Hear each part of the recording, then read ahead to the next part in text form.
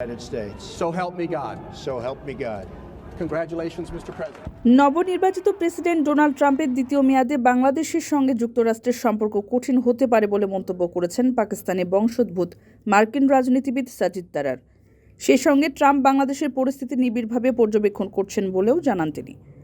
ভারতীয় সংবাদ সংস্থা পিটিআইয়ের সঙ্গে এক সাক্ষাৎকারে কথা বলেন সাজিদ তারার। তিনি মুসলিমস ফর ট্রাম্প নামে একটি সংগঠনের প্রধান।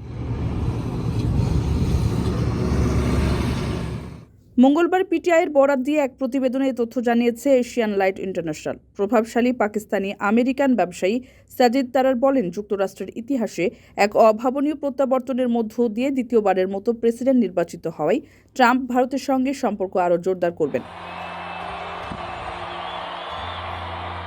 পাশাপাশি বাংলাদেশে মানবাধিকার লঙ্ঘনের অভিযোগগুলোর দিকেও বিশেষ নজর রাখবেন। সাজিদ তারারের মতে দক্ষিণ এশিয়ার পরিস্থিতি সম্পর্কে ট্রাম্প সচেতন, এর মধ্যে বাংলাদেশও রয়েছে। তিনি বলেন, 2016 সালে মার্কিন প্রেসিডেন্ট নির্বাচনের সময় ডক্টর মোহাম্মদ ইউনূস সরাসরি হিলারি ক্লিন্টনের পক্ষে অবস্থান নিয়েছিলেন। সম্প্রতি যুক্তরাষ্ট্র সফরে ইউনূস বর্তমান প্রেসিডেন্ট জো বাইডেন এবং সাবেক প্রেসিডেন্ট বিল ক্লিন্টনের সঙ্গে সাক্ষাৎ করেন।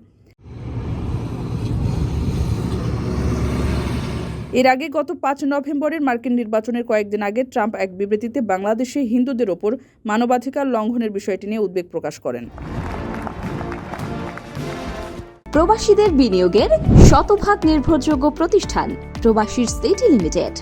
এখানে বিনিয়োগ করে হালাল মুনাফা অর্জন করুন।